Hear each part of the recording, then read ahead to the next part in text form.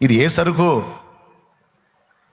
కామం కళ్ళ నిండిపోయి, కళ్ళ నిండా కామం ఎక్కువైపోయి దేవుని మందిరంలో ఉన్నానా, దేవుని సన్నిధిలో ఉన్నానా అని కూడా లేకుండా మందిరంలో కూర్చొని చాటింగ్ చేసే సైతాన్లో నేను చూశాను. ఎక్కడుండి చేస్తావు నువ్వు చాటింగ్ సైతాన్? ఇంటికాడ చేసుకో, లేకపోతే నీకు దగ్గర దరిద్రపు స్థలాలు అయ్యో శాపగ్రస్తమైనవి ఉంటాయి. పో, నీలాంటి శాపగ్రస్తుల కోసం. దేవుని సన్నిధి అన్న భయం లేదా లూసిఫర్?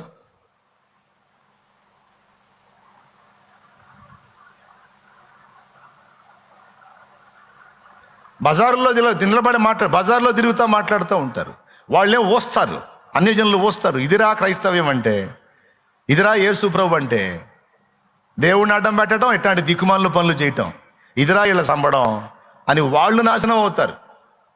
ఇక వాళ్ళు దేవుని దగ్గరికి రాలేరు కదా ఇట్లాంటి దరిద్రులను చూసి. ఆ దరిద్రుల కోసం ఇట్లాంటి దరిద్రులు తయారయ్యేది. వాళ్ళు దరిద్రులే, ఇల్లు దరిద్రులే. ఇక ఆ దరిద్రులు ఎప్పటికీ దేవుని దగ్గర రాకుండా ఇట్లాంటి దరిద్రులు కనపడుతుంటారు. వాళ్ళ కళ్ళకు కూడా మంచివాళ్ళు కనపడరు. పద్ధతిగా మారు మనసు పొంది ఆ పాపాన్ని వదిలిపెట్టి, ఆ వ్యభిచారం వదిలిపెట్టి, ఆ తాగుడు వదిలిపెట్టి, ఆ పద్ధతులన్నీ, ఆ దరిద్రపు అలవాట్లన్నీ మార్చుకొని మంచిగా బతికే పరిశుద్ధులు కనపడరు ఆ దరిద్రులకి రాత్రులు చీకట్లో మాట్లాడుతుంటారే, చీకట్లో చిందులేస్తారు, వీళ్ళు కనపడతారు వాళ్ళకి. వాళ్ళు ఇంకా నాశనం అయిపోవటానికి. ఏమైనా అర్థమైందా మీకు చెప్పింది? నేను అంటాను, ఇది ఏళ్ళ దరిద్రం కాదు. ఏళ్ళ దరిద్రం సగం అయితే ఆళ్ళ దరిద్రం డబలో. ఇదంతా చిక్కుడు వేల సరుకు. ఏ సరుకు? మరి వీళ్ళు ఎట్లా బాగుపడతారు, ఎట్లా దీవించబడతారు? శపింపబడరా? వచ్చింది ఎక్కడికి? జీవం గల దేవుని సన్నిధికి. అడ్డం పెట్టింది ఎవరిని? దేవుణ్ణి. అడ్రస్ ఏది? దేవుని సన్నిధి. చేసింది ఏంది?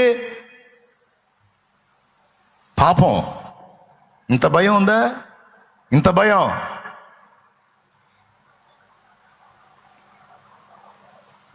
వీళ్ళు ఎలా బాగుపడతారు, వీళ్ళు ఎలా దీవించబడతారు, వీళ్ళు ఎలా వర్ధిల్లుతారు? వీళ్ళకు ఉండదా కోటింగు?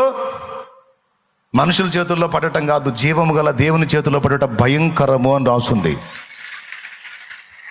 గుండెలో ఒక భయం ఉండదు. నేను ఎక్కడున్నానో, ఏ ప్రదేశంలో ఉన్నానో, ఎలాంటి స్థలంలో ఉన్నానో, నేను ఎలా ఉండాలి,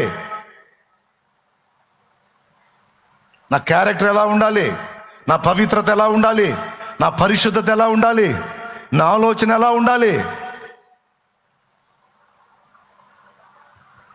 ఒక పూట కూటి కొరకు, అల్పకాల పాప భోగాల కొరకు, క్షణికానందాల కొరకు, అల్పమైన తృప్తి కొరకు జ్యేష్ఠత్వపు హక్కును అమ్మేసుకున్న ఏశావు లాంటి భ్రష్ట